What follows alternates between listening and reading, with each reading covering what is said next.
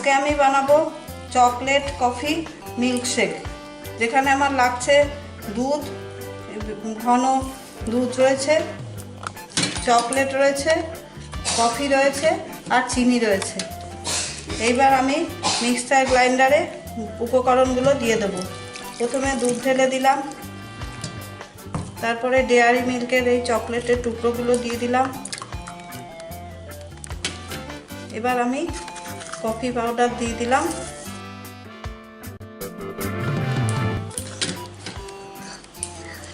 এবারে চিনিটা ঢেলে দিলাম।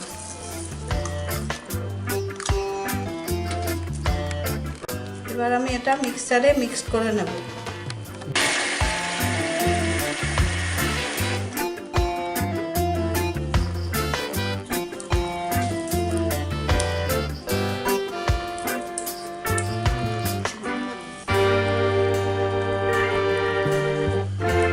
মিশ্রণটি ব্লেন্ড হয়ে গেছে।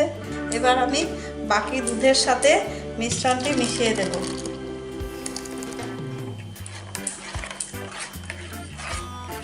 তাদের এই ছোট বাটিটা রয়েছে, বড় বাটিটা খারাপ হয়ে গেছে বলে আমি ছোট বাটিটায় করে মিশিয়ে দিলাম।